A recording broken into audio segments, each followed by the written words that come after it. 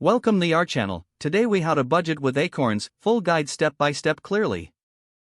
First, download the Acorns app from the App Store or Google Play Store. Once installed, open the app and create an account. You'll need to provide your email address and create a password. Next, confirm your email address through the link sent to your inbox. After verification, log back into the app. Begin by linking your bank account to Acorns. This will allow the app to track your spending and automatically invest for you.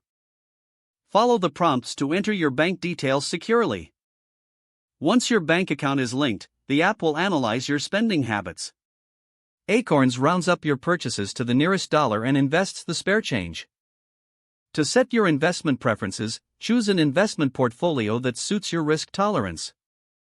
The app offers a range of portfolios from conservative to aggressive. After selecting your portfolio, set a monthly recurring investment amount. Decide how much you can comfortably invest each month. You can adjust this amount at any time based on your budget. Next, explore the Earn feature to discover cashback offers from various retailers. These cashback earnings can also be invested through your Acorns account. Make a habit of checking for new offers regularly to maximize your earnings. Use the Spend feature for budgeting tools that categorize your expenses. This helps you visualize where your money is going each month. Review your budget regularly to identify areas for improvement.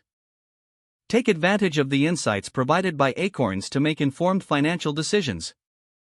Finally, celebrate your progress and set new financial goals as you become more financially savvy. This will keep you motivated on your budgeting journey with Acorns.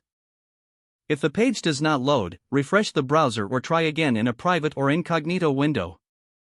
Make sure you are using the correct email address, then retype it carefully to avoid small typos. If your password is not accepted, use the reset option and create a new strong password you can remember.